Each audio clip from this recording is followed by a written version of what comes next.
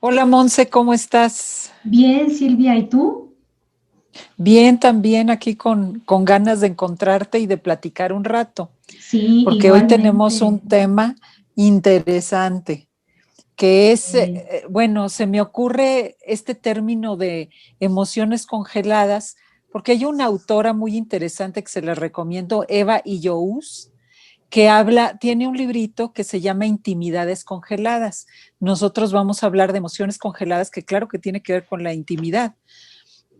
Pero es como un síntoma mucho de nuestra época, justamente. Y miren, les leo un cachito. Dice, para ser hombre de carácter hay que dar muestras de valor, fría racionalidad y agresividad disciplinada. La feminidad, por su parte, exige amabilidad, compasión y alegría. Y ella relaciona esta visión que donde se valora más lo masculino, lo relaciona también con el capitalismo y la modernidad, porque habla de que justo esta época, fíjate qué interesante, porque si bien estos roles de hombre-mujer tienen muchísimo más tiempo como establecidos como lo deseable, ella al relacionarlo con el capitalismo y la modernidad, habla de una forma igual pero un poco diferente, revestida de lo que es el individualismo, el consumismo, esta individualidad extrema que mucha gente tiene y además los cambios que ha habido de muchas mujeres que también se comportan como los valores masculinos más apreciados, como sería esta racionalidad fría, de carácter, de mando, o muchos hombres que también se comportan como de una manera contradictoria a su rol masculino y son como más bien dóciles, sumisos, que también los hay, ¿no? Como que hay una variedad. ¿Cómo la ves? ¿Qué opinas? Bueno, aquí de entrada recuerdo, Silvia, lo que ya platicamos, un poco que, por cierto, algunas personas nos han dejado sus comentarios aquí en compartiendo con Silvia Cobian y Montserrat Gamboa sobre las expectativas que tienen las mujeres de los hombres y los hombres de las mujeres. Y cómo en algún momento llegábamos a la conclusión, Silvia, que esto no ha ayudado, no nos ha ayudado a nadie. Y creo que aquí cuando hablas de que se cruzan de alguna manera lo femenino con lo masculino y viceversa, ya va una doble carga de congelamiento, ya que hablamos de emociones congeladas, porque es la que correspondería, entre comillas, al género, más lo que de todas formas traemos y no expresamos, independientemente del género. Fíjate que quiero retomar de la obra de Freud, Las neuropsicosis de defensa. Ahí él señala que el hecho de que algunas ideas, representaciones y afectos traumáticos pueden ser sentidos por un sujeto como incompatibles con su vida psíquica, produciéndole sentimientos tan angustiantes que dentro de la estructura de su personalidad no existe otra salida más que olvidarlos, rechazarlos o amortizarlos. Entonces creo que se pueden, aquí hay un planteamiento de este congelamiento de las emociones que puede ser tan doloroso o haber tenido una vivencia, y en este caso lo relaciono con lo que tú dices de ser hombre y de ser mujer, que me dañó tanto que lo estanco o lo congelo. Y yo agregaría este congelamiento de las emociones, al cual se refieren algunas personas, encontré por acá, que han pasado, por ejemplo, una pérdida importante, es seguramente un fuerte mecanismo de defensa que tiene como tarea impedir que la persona sienta dolor y sufrimiento. Claro. Entonces, cuando me dices qué opino, creo que te decía, no nos va bien en dos sentidos. Primero, al crear como un túnel o hacer de un estigma lo que es ser hombre y lo que es ser mujer. Y por otro lado, no sentir. Que pudiera ser que es más difícil para los hombres, pero yo creo que también ante una situación traumática, las mujeres podemos congelar las emociones. Sí, aunque incluso a veces puede parecer que no las tenemos congeladas, porque puede ser que expresemos muchas cosas, a veces que hasta nos desbordemos emocionalmente, pero detrás de eso quizá hay una parte que está congelada y solo nos atrevemos a dejar fluir emociones que no nos amenazan tanto. Pero yo estoy convencida de que en nuestra cultura hay una parte de nuestra percepción que está congelada, de nuestra percepción de nosotros mismos. Y Eva, esta parte que habla aquí, cita algunos autores comparando la vida urbana, por ejemplo, que sí genera además este flujo como de estímulos de todo tipo, y que entonces la emoción queda en segundo plano porque la atención tiene que andar organizando, haciendo, resolviendo, y solo nos permitimos sentir hasta cierto punto. Y por otro lado, habla de los pequeños pueblos que sí se caracterizan por las relaciones emocionales y cómo sucede, por ejemplo, cuando vamos de esta gran ciudad, de la Ciudad de México, a lugares más pequeños, cómo sentimos que la gente va más lenta, que el tiempo va más lento, pero la emoción entonces está más presente. Y fíjate que entonces ya son dos factores al menos, ser hombre o mujer, como mencionabas, y la otra es cómo vivimos en comunidad, ¿sí? Porque además, aquí este aspecto hablan de que crea una especie de entumecimiento emocional y por lo tanto separa a las personas, las relaciones no son tan profundas en su comunidad, pero sobre todo las aparta de sí mismos, de su yo profundo, digamos. Sí, y ahora que mencionas eso, el gran costo que esto puede tener, Silvia, porque finalmente las emociones son brújulas, me parece, ¿no? De nuestras emociones, perdón, de nuestras necesidades y de nuestros deseos. Y bueno, hay algunas creencias también asociadas al sentir, a lo que puede significar sentir con todas las emociones. Por ejemplo, que sentir las emociones, encontré por acá, producirá dolor y que no seremos capaces de soportarlo.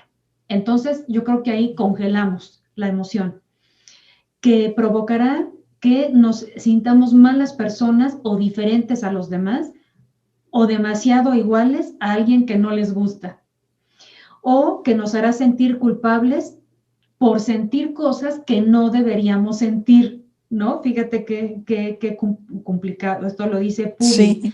en el 2010. Y sin embargo, precisamente bloquear lo que sentimos es lo que crea un verdadero malestar, ¿no Claro. crees?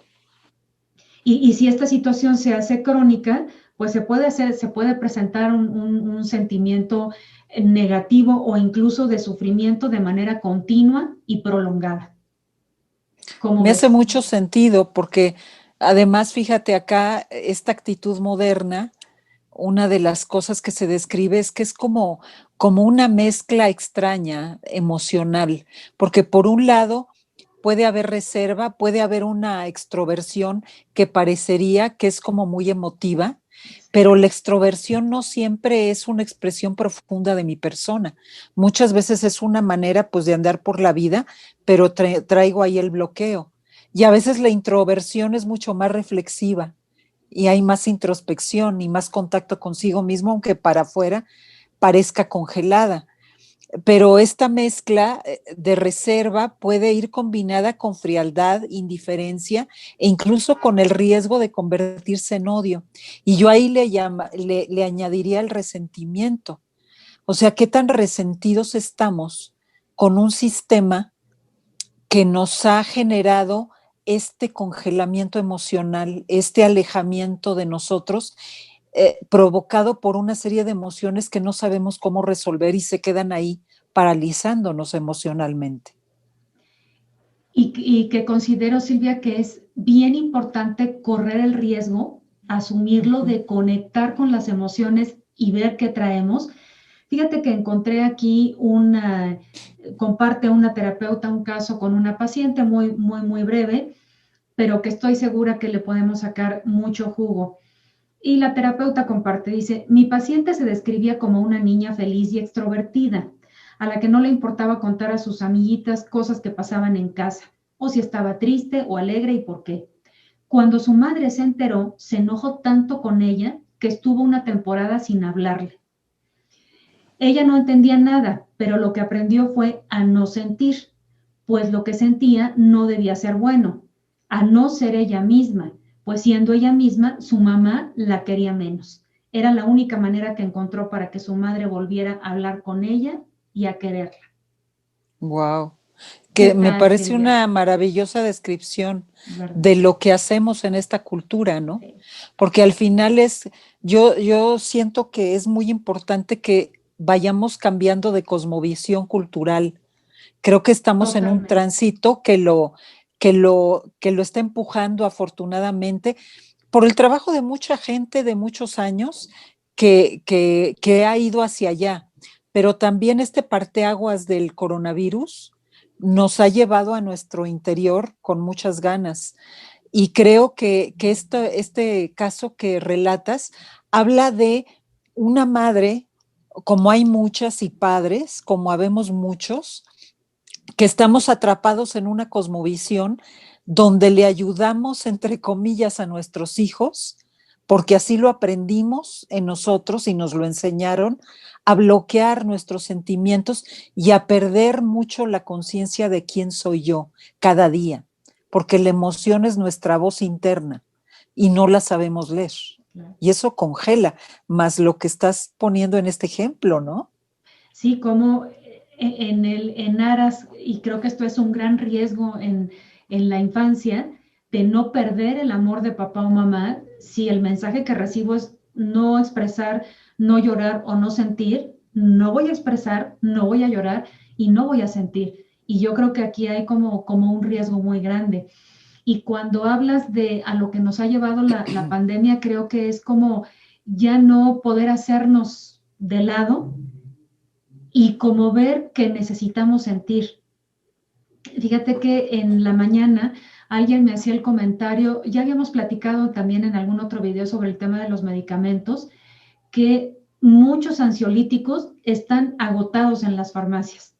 Fíjate. Entonces, cuando tú hablas de cambiar desde esta cosmovisión y de replantearnos las creencias, Silvia, creo que esto es una tarea fundamental para todos y entre todos, porque quitarnos la angustia con el medicamento nada más, pues no resuelve el tema de lo que hay detrás, que no he expresado, que no me he permitido decir. Y yo casi te diría, salvo tu mejor opinión, como a no estar tan pendientes de la mirada de afuera y permitirme sentir lo que siento. Claro, y ya que mencionas esto de los ansiolíticos, yo desde hace 25 años conocí la homeopatía.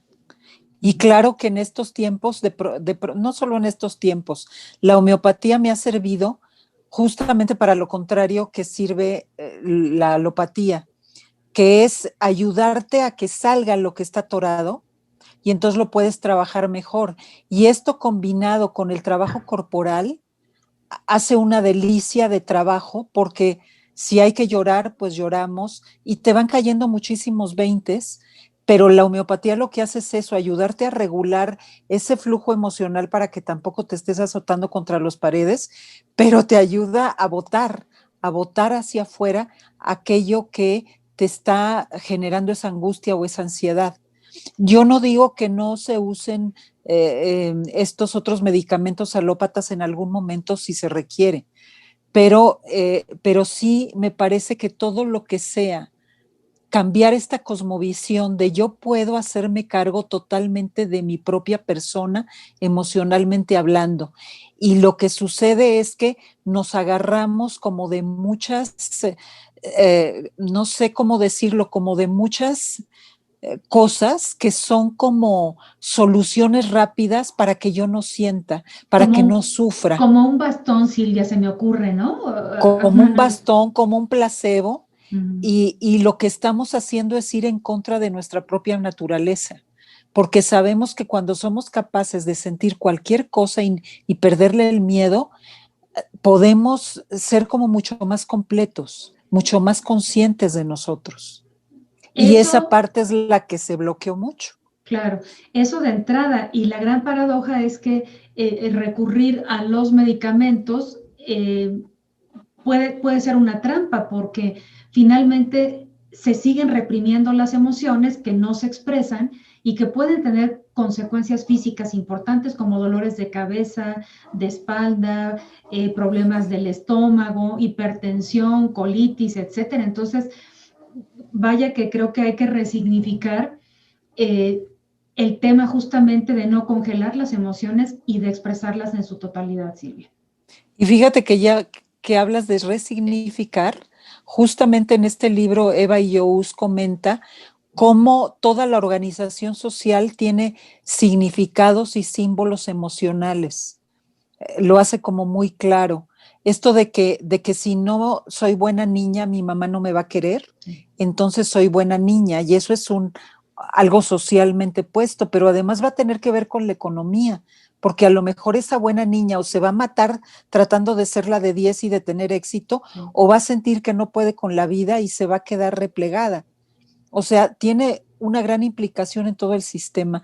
Entonces, otro día se me antoja mucho hablar de cómo adquirimos los significados y qué hacer con eso cuando van en nuestra contra. Claro, sí, porque justamente esto de resignificar nos ayuda quizá como a volver a tomar nuestro centro y nuestro poder personal, Silvia, ¿no? Y no tenerlo afuera con estas expectativas o creencias o parámetros que en muchas ocasiones son un espejismo y que incluso a veces solamente están dentro de nosotros por toda esta influencia del entorno social. Claro, y un pequeño comentario casi para concluir, supongo, es Uh-huh. que esta economía, si hay algo que ha generado es angustia, competitividad, dificultad para amar, que eso me parece muy importante, Sí. indiferencia y culpa. Y fíjate que son las emociones que están ahí danzando en todos nosotros antes o después, y en las consultas pues no se diga. Sí. Y como mencionaste también, Silvia, en este individualismo llevado al extremo, creo que como para ir concluyendo esto, a lo que nos conmina es a buscar el bien común, de verdad, a buscar el bien común lo más posible, ¿no crees? Sí, pero también fíjate que hay que como desplegarlo, como discernirlo, porque a veces el bien común se ha usado como la religión, como estandarte para llegar y dominar y como generar un orden donde todo mundo tenga que obedecer de determinada manera. No, entonces lo replantearía. El significado, la acepción que yo daría al bien a un bien común es que a todos podamos conectar con nosotros mismos y si estamos conectados con nosotros mismos podemos compartirnos desde un mejor lugar. Eso suena maravilloso, Eso. eso gusta, Ya, sí, ay, qué bueno que te sí. pude aclarar mi definición. Sí, ¿No? no, Qué porque bueno, claro, justamente hay ideologías que el bien común lo usan como bandera, y entonces claro, todos arrasar, claro. como todos igualitos y Sí. controladitos. Entonces, eso es importante, que es lo que estamos buscando en el fondo, Claro, ¿no? y qué bueno que mencionas esto, Silvia, porque justamente en un próximo video vamos a hablar de grupos, de estos grupos distintos de ayuda, de capacitación, en fin, y que más bien lo que promoverían, se me ocurre, si es esto que de entrada pensabas, ¿no? Del significado del bien común que se usa como un estandarte a veces hasta para manipular. Claro, que nos agarran como rehenes y Así hay que es. tener mucho cuidado. Pues bueno, Monse, muchas gracias por el día de hoy. Estuvo Muchas muy gracias rica a la ti. conversación. Igualmente, nos vemos entonces próximamente. Claro que Saludos sí. a todos y a Hasta todas. luego.